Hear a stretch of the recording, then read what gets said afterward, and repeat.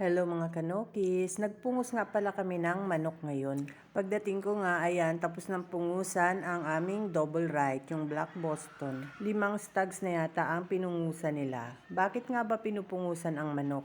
May mga manok kasing malalaki ang palong, lalo na yung mga pikom na nakalaylay at nakatakip sa mga mata ng manok. Naduduling ang manok kapag natatakpan ang mata niya, kaya kailangan talagang pungusan pag ang palong ng manok ay nakalaylay sa mata. Nagpupungos kami ng manok kapag 6 months pataas na ang edad ng manok.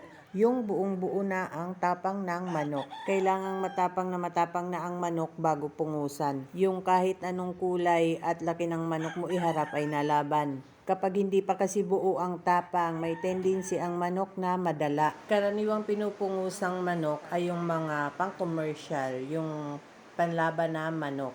Mas gwapo kasing tingnan ang manok kapag malinis na malinis ang ulo, walang palong. At isa pang dahilan, ang palong pag inilaban ng manok, pwedeng kapitan ng kalaban yan para siya mapalo. Kaya, kailangang malinis ang ulo, walang makakapitan ang kalaban. At isa pang dahilan, sa sabong lalo na kapag derby ay tinitimbang ang mga manok. Malaking dagdag sa timbang ang mga palong, kaya tinatanggal talaga nila ang palong. Kapag gagawing broodcock ang manok ay hindi na tinatanggalan ng palong. Mas nilalapitan kasi sila ng inahin kapag may palong. Nagre-regulate ng body temperature ng manok ang kanilang palong. Yeah, natunog ng tuko. Natunog ng tuko.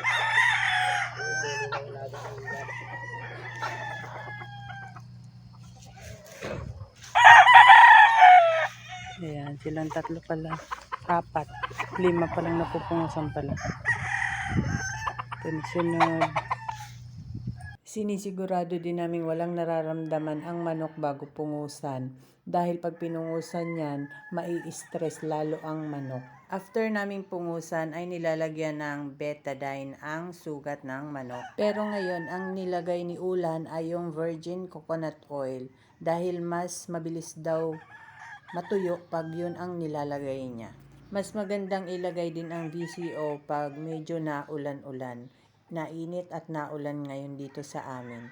Mas mabilis matuyo ang sugat ng pungos. After 1 week, halos tuyo na yan. Nagtukla pa na ang mga langib ng sugat ng pungos. Fully healed na yan. Pinakamatagal na ang 2 weeks.